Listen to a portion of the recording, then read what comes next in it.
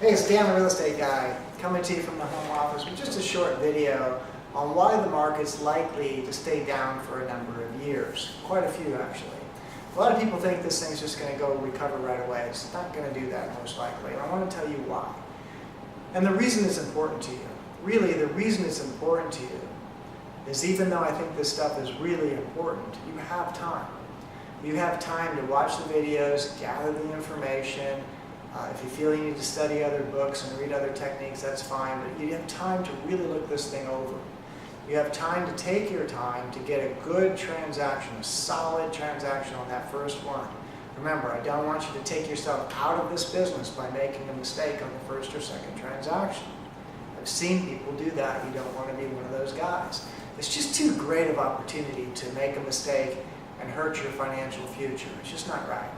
All right, so I want you to take your time and learn, and then listen right now about why the market's going to stay down.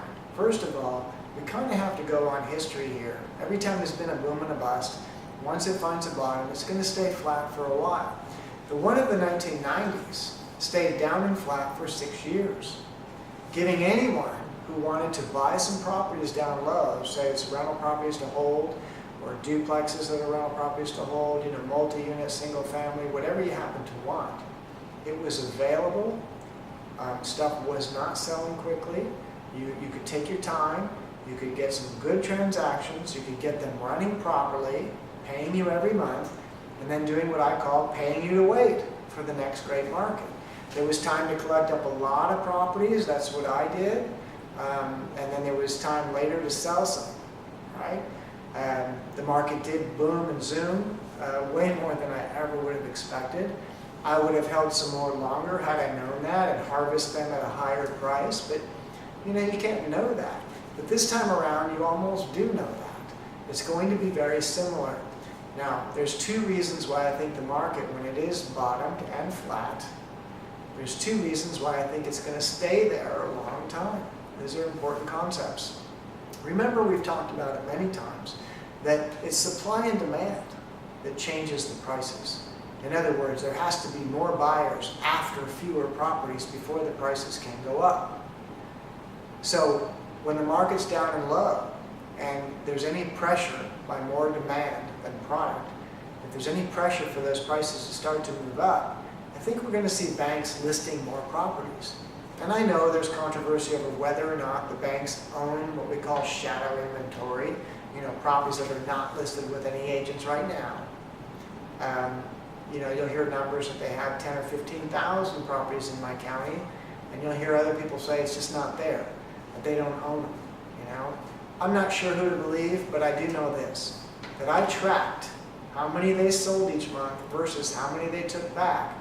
I stopped tracking it probably 2 years ago, but when I was tracking it, they were going backwards big time. There was a time where they owned 15 to 20,000 houses that were not listed with any agents.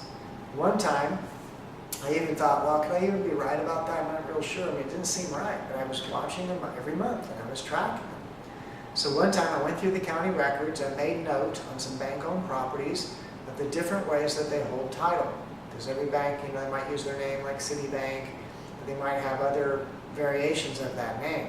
I wrote down 24 different variations of different banks and different bank ways that they held title. I then, in 20 minutes, I did a search where I searched each one of those entities to see how many. I came up with 5,000 homes that they owned in just a very short period of time. At that time, they probably had 1,500 listings, bank-owned, and I found 5,000 in 20 minutes. I was pretty confident at that point that my numbers were correct, that they did probably own 15,000 houses in my valley here in Sacramento area that were not listed with anyone, and that's what we would call shadow inventory. Since then, there's been all kinds of explanations of what they might have done, and I admit I haven't tracked it for a couple of years, but it's my opinion that there is a shadow inventory out there. How big is it? I don't know, but it's out there. So that's one of the things that could happen. If the lenders see, or the people that are servicing these loans now, I'm not sure that they really own the properties, but they're servicers, if they so choose to list more properties anytime there's pressure by the demand, there's pressure for the prices to go up, but yet they list more properties, then the prices will continue to stay flat. All right, supply and demand. You want to feed those onto the market? Great. I mean, for 2 years, I was worried that they might flood the market. There was a time we had 6,400 properties listed, and I thought they owned 15,000. So they could just list 6,400 properties and double our inventory. That would have a dramatic effect on prices. They would go down. So after a couple of years of them not flooding the market, and all the controversial news on whether or not there's even a shadow inventory, I figure if they were going to flood the market, they would have already done it. I don't think that that's in the plan. There was a time I just thought they were just really inefficient. I mean, one time I randomly checked bank-owned properties that had closed to see when they became the owner. In other words, when did they go through the trustee's sale? It was 13 months earlier. They were taking an average of 13 months from the time they took a property back, took their collateral for the loan, to the time they closed escrow with a family that was going to move into that property. It was 13 months. That's ridiculous, all right? It's inefficient, and it's dumb. You know, remember, I call it like I see it. All right, so that's one pressure on that flat line. If it starts to move up, they can list more properties, keeping it fairly flat. That's one reason why it might remain flat longer than it did last time, which was 6 years. There's several other reasons, but another one I want to mention real quick is there's just more numbers this time. You know, in the 90s, there were 7,000 foreclosures a year. There's at least 2 or 3 times that this time around. 2 or 3 times this number of foreclosures, maybe 4 times, maybe even 5 on a couple of years. I think one year there was 25,000 foreclosures or something silly like that, just in one county. So, something to think about. There's more numbers, probably stay flat longer. But the other specific reason, we talked about the banks can list more properties that are not listed, that'll keep some pressure on. But think about the homeowner who doesn't want to do a short sale. But yet, if the prices just move up a little bit for some of these guys, for a lot of them it has to move a lot before it'll ever be not a short sale. But for the folks who got in at a different time, they may be thinking right now, well, if I sell right now, I have to bring money to escrow. In other words, I have to do a short sale because I don't have the money to bring to escrow to sell this thing. But if prices move up just a little bit, I could then list it and probably get out of here breaking even. There's going to be some of that crowd. So each time you reach a new price level, it's likely that there'll be a bunch of people that have been stuck in their property for years list those properties. That's going to put pressure again. It's going to be moving around. But at each price level, as you go up, it's going to stay longer at each price level. Instead of turning and running up, it's likely to go up in stair steps and stay at each level as people get rid of the properties that they can get rid of now without performing a short sale, or just a little bit lower price, they would have to be a short sale. So those are the pressures that you're probably going to see. The shadow inventory, the folks that are near short sale, they are short sale now, but it wouldn't take much more so that it wouldn't be. At each price level increase, you're going to see some of that. My overwhelming thought is if it was flat last time for 6 years, it's going to be longer this time. I want you to use that. I want you to use those years.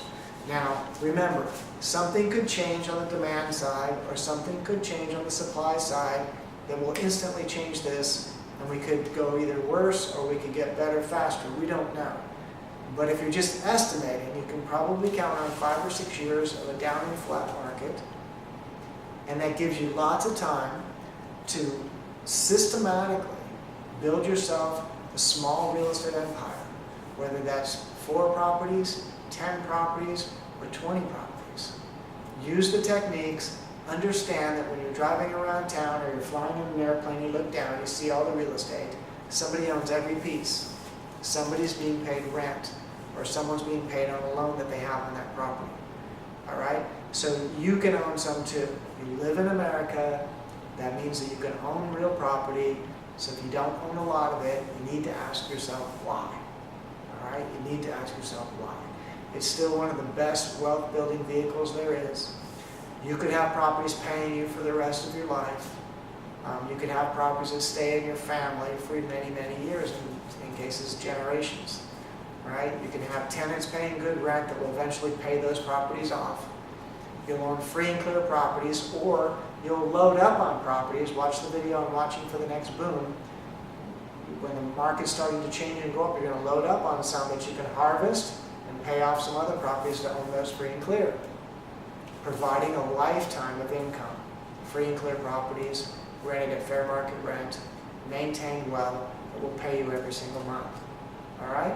So think about these concepts. When the market does find a bottom, whether we're there now or whether we're going to go down a little bit, doesn't really matter. What matters is it's a big window of opportunity. It's probably going to go 5-6 years. It could go many more. It could go 10. But go ahead and treat it like it's an emergency. Learn what you need to learn now. Get those first few properties. If it turns quicker, good. If it turns slower, even better, because you're going to get more property and you can be more prepared for the turn when it happens. You're going to make a more dramatic effect on your life and your lifestyle. All right? Something to think about. Get back there and learn these techniques. It's time for you to make your move. I'll see you on the next video.